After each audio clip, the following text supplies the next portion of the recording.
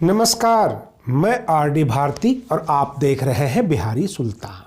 आज चौथे चरण का चुनाव है, मतदान चल रहा है और बहन मायावती जी ने भी मतदान किया और रिपोर्टरों, न्यूज़ जर्नलिस्ट्स के सवाल पर उन्होंने बड़ी कॉन्फिडेंस से जवाब दिया। पत्रकारों ने पूछा कि अमित शाह जी के बयान पर आप क्या कर रहे हैं, और उन्होंने कहा कि उन्होंने कम से कम सच तो स्वीकार किया। उत्तर प्रदेश में 3 चरण चुनाव होने के बाद बसपा के पक्ष में हवा बह चुकी है और जो बसपा के नेताओं का आत्मविश्वास देखा जा रहा है, जो उनकी बातचीत के तौर तरीके, बॉडी लैंग्वेज सब बदल गया है। मीडिया में क्या चल रहा है, टीवी चैनल पर क्या कहे जा रहे हैं, इससे कोई मतलब नहीं, क्योंकि जमीनी हकीकत यह है कि आम जनता बसपा के पक्ष में आ गई है। रही बात ये, आज बहन मायावती जी को भी बोलना पड़ गया।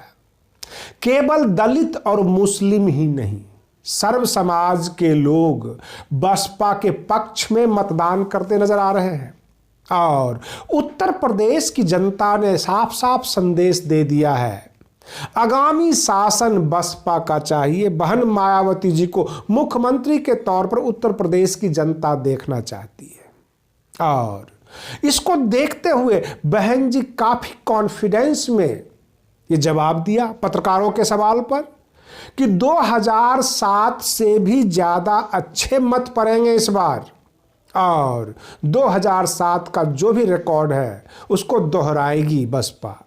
कहने का तात्पर्य यह है, जब आप सदर सीट देखेंगे गोरखपुर का, गोरखपुर भी नीला हो चुका है और ज्यों-ज्यों उत्तर प्रदेश में चुनाव आगे बढ़ता जा रहा है, मुझे तो यह भी लग रहा है कि जो लास्ट चरण का चुनाव होगा वह एक तरफा बसपा के फेवर में चला जाएगा, क्योंकि प्रथम चरण तक और द्वितीय चरण तक हम लोग काफ़ी कंफ्यूज थे और पश्चिमी उत्तर प्रदेश का जब चुनाव देख रहे थे तो कहना पड़ रहा था कि सपा गठबंधन को ये मत प्राप्त हो रहे हैं, आम जनता उनके पक्ष में है। लेकिन धीरे धीरे ट्रेंड बदलता गया। जो मतदान का चरण निकलता गया, प्रथम चरण, द्वितीय चरण, तृतीय चरण में आकर क्लियर हो गया कि बसपा के पक्ष में काफी अच्छा मैंडेट जा रहा है। आज लखनऊ में बहुत तरह के जितने भी नामचीन नेता हैं उत्तर प्रदेश में, सबने अपने अपने वोट डाले। मोंटेसरी स्कूल में जो है मतदान किया बहन मायावती जी ने और जाहिर सी बात है लखनऊ हॉट सीट होता है, राजनीतिक रूप से काफ़ी हलचल रहती है लखनऊ में। और ज्यों-ज्यों ये चुनाव मतदान का चरण लखनऊ पहुंचता गया, बसपा के फेवर में चला गया। अब तो बहुजन समाज पार्टी के नेता ये कहने लग गए हैं कि लखनऊ को फिर से सजाना है, खूबसूरत बनाना है और धीरे धीरे अब वो अपना प्रोजेक्ट परफॉर्मेंस बताना शुरू कर दिए हैं कि हम कैसे कैसे लखनऊ को सजाएंगे, क्योंकि संदेश आम जनता दे देती है।